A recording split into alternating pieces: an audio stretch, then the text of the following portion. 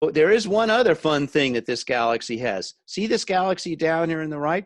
About half of all spiral galaxies, particularly in the middle, have a bar, a real concentration of stars that are together. They've got their elliptical orbits, their elliptical epicycles synced up and lined up like this. What about the Milky Way? That would be pretty difficult to tell because we're right in it. Turns out the Milky Way does have a bar. If we were looking down on the Milky Way like this, it's probably not such a strong bar, and we're out in a spiral arm, let's say here, the bar is not pointed directly to us. It's pointed away from us by about 20 degrees. And the evidence for that was taken by looking at the infrared light from stars, from red giant stars, because that's insensitive to galactic extinction. Dust grains do not absorb this infrared radiation. At L of 20 degrees, there's an extra bump of light, and that is attributed by most people now to being a bar in the Milky Way galaxy. Here's another thing. I wonder how many people knew this. Look at the 21 centimeter maps of the H1 in the Milky Way. This has been known for quite a long time. It's warped.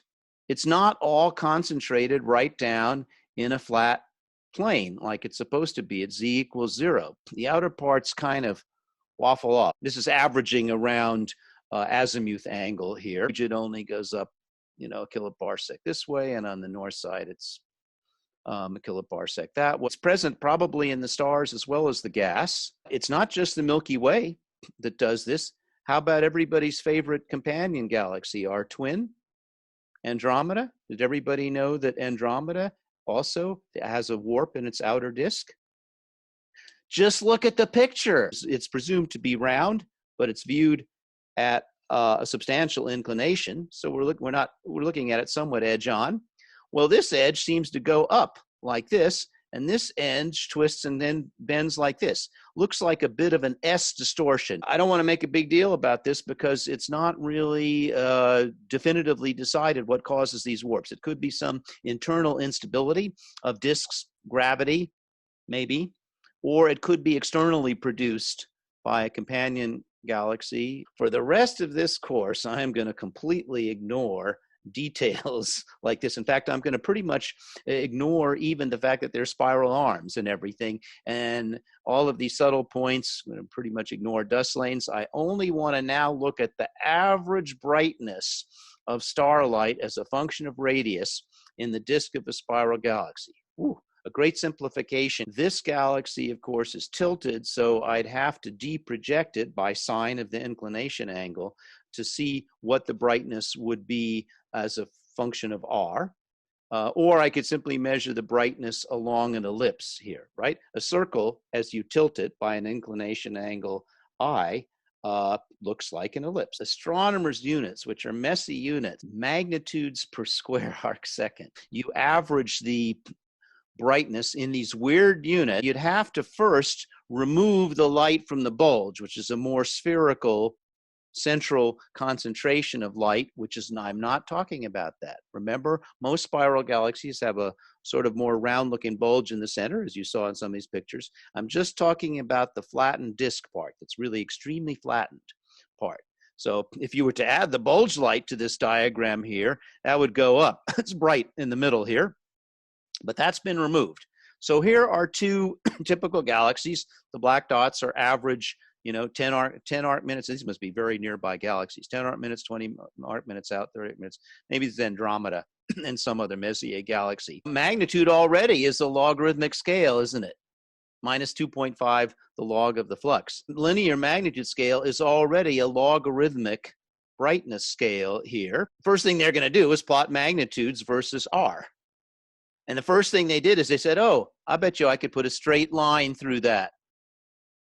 Brightness as a function of radius can be fitted by a central brightness at r equals 0 times a falling exponential. Kind of impressive at how successful such a simple arithmetic description gives you. It's not completely obvious that this extends all the way out to the outer parts of a galaxy. It's hard to say exactly where's the end of the stars. It may not actually continue as an exponential here. There was a recent controversy where a bunch of bright people, many of my friends, calculated the total brightness of all of the galaxies in the local universe by fitting exponential laws to all of them like that and just adding it all up. They apparently overestimated by a substantial factor, maybe 50%, the total amount of stars in the local universe because the exponential law doesn't really apply to outermost parts. But I do want you to appreciate how difficult a job this is, because these measurements could only be made, especially with photographs, it's terribly difficult, but even with a linear electronic detector, such as a CCD detector, if you had 1 square arc second of dark night sky and you're looking at nothing, what magnitude in B magnitude would that brightness, this is just air glow and the zodiacal light in our solar system, how much of a B magnitude would that produce? About 21.5 blue magnitudes per square arc second. That's about equal to the central regions of spiral galaxies. By the time we go down to 26.5 magnitude, they're only looking at a very subtle excess, only 1% as bright as the sky. And I'll bet you, what if they made a mistake? Both of these galaxies, one of them is a bigger galaxy, it has a larger exponential scale length, one of them is a smaller galaxy. They both seem to have about the same central surface brightness. A lot of spiral galaxies, the central surface brightness is around 21 blue magnitudes per square arc second. Freeman's law, the 1/e length for it to fall off is this exponential RH scale.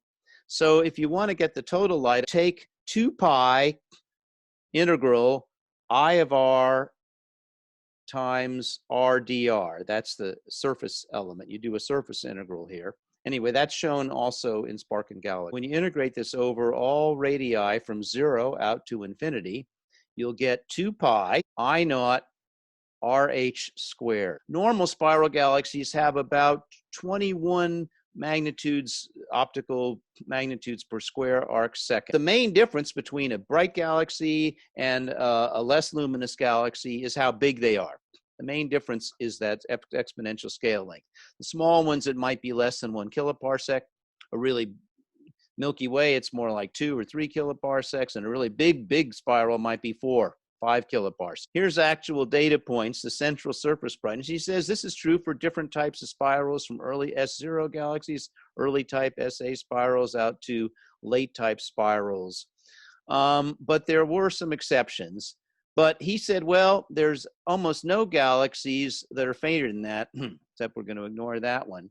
And people pointed out that is probably, Ken, a selection effect. All of your photographic studies are biased against low surface brightness galaxy. They're quite numerous, and they don't get into these classical magnitude limited study, some description of the star light. And now I'm going to assume that that's also a distribution of the star mass. And what if I had a galaxy that was entirely made of G2 main sequence stars like the sun? The whole galaxy is just made of sun stars, billions of them. So let's suppose that the galaxy had 100 billion solar luminosity. How much mass? It would also have 100 billion solar masses of stars, because they're all solar. They're all the sun. It would have a mass to light ratio in solar units of 1. But that's not actually realistic in typical stellar populations. Like, suppose you look at a globular star cluster. It is all stars. There's no dark matter in there at all. You can measure, typically 100,000 or maybe 1 million solar luminosities, but then you measure the mass, and what do you get? It would be about 3 times more. It's about 3 million times the mass of the sun. Now, why is it 3? What are the typical stars that you find? Typical stars are further down the main sequence. They have lower masses than the sun. The most typical star in the entire universe would be maybe about a mass of about half of the sun. As half the mass of the sun, how about the luminosity? It's a lot less than half the luminosity of the sun. Like 1/8. Yeah, 1/8, something exact. Very good. Maria's on it. So if you average, okay, then of course there are a few stars that are more massive than the sun, and they have a very low mass to light ratio. But your average star, averaging over all of this, would be a mass to light ratio of about 3. Now, that would not be true if you were looking at regions that have a lot of young stars, have a lot of light for a small amount of mass. So you could have a mass to light ratio in a very young region or a very young galaxy, which is less than 3, could be less than 1. Light of stars is falling off exponentially with radius. And so now I'm telling you, okay, let's go with this. That means that the mass of stars is falling off exponentially with radius. That's all the gravity that's present. What is the predicted orbital velocity, v as a function of r, in such an exponential system?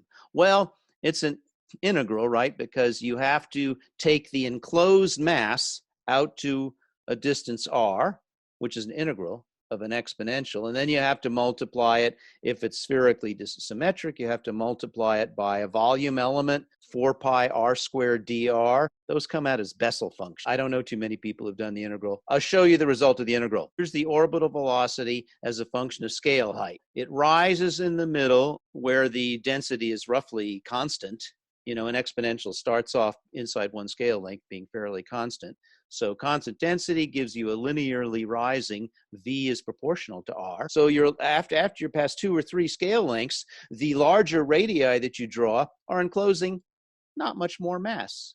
So it starts going down 1 over the square root of r, which is what you get for a Keplerian point mass rotation curve. So an actual realistic rotation curve, if all of the mass of galaxies was only stars, would look very much like this solid curve. They go up to a peak like that, that's pretty much observed, but they never go back down at all. So here's actual data. So these are error bars of a spiral galaxy that's been measured out pretty far out to 30 kiloparsecs.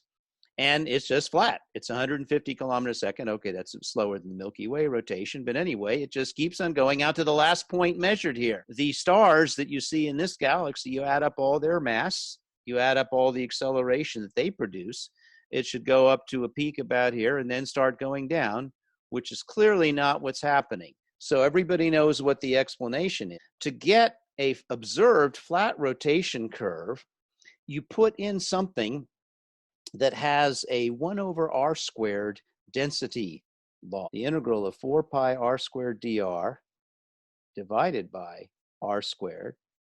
The r cancels out, and the total enclosed mass increases with radius linearly. That's what this flat rotation curve is telling you. What you need actually is a halo of dark matter, which is not very important in the center of the galaxy, but in the outer parts dominates the total mass and therefore dominates the total gravity and dominates the dynamics or the acceleration of the outer parts of this galaxy, right? So you need a disk of normal stars to cause the accelerations in the middle, but you need a halo of unseen dark matter to cause the equally large velocities in the outer part. This raises a little bit of a problem. Okay, so have we ever seen any spiral galaxy or any galaxy that has a rotation curve that goes up to a maximum like this and then starts falling down like you would expect if it was just dominated by the mass of stars? No. What if I lowered the halo? Just have the dark matter be less. You get a rotation curve that would go up like this, reach a peak, then it would go down for a bit, and then it would come back up. Never seen one like that. This is just stars here. This dark matter probably was produced early in the Big Bang. Totally different thing. Looks like every galaxy has to have approximately the right mix, the right ratio of stars, that's normal matter, to dark matter. They go together. They have to go together in just the right ratio, because if you didn't have the right amount of dark matter acceleration combined with the right amount of normal matter acceleration, you wouldn't get a flat rotation curve. You'd get more complicated rotation curves of going up and down and so on. You wouldn't get all of these. Here's a bunch of actual rotation curves. Look how bloody flat these things are. You have to have a conspiracy. Dark matter always is accompanied in a certain fraction by normal matter. It's called the disk halo conspiracy. These are generally made with radio telescopes because they're very even if there's no stars out there. Out to the last points measured here, they still seem flat, meaning that the enclosed mass, m, that's m inside, radius r, m inside 20, m inside 25, m inside 30 kiloparsecs, is rising linearly with r. So for example, there we are at 15 kiloparsecs, 2 times 10 to the 11 solar masses. At 30, it's 4 times 10 to the 11 solar masses. It rises linearly a factor of 2 as you go a factor of 2 out. Well, it must stop somewhere. Eventually, you'll get to the next galaxy, which has its own dark matter halo. Stars that you see in galaxies are just a tip of the iceberg. You know how iceberg, most of it's underneath the ocean? It's a huge dark matter, which is like 10 times more extended. The dark matter halo of the Milky Way, it might extend, I don't know, halfway out to the dark matter halo of Andromeda.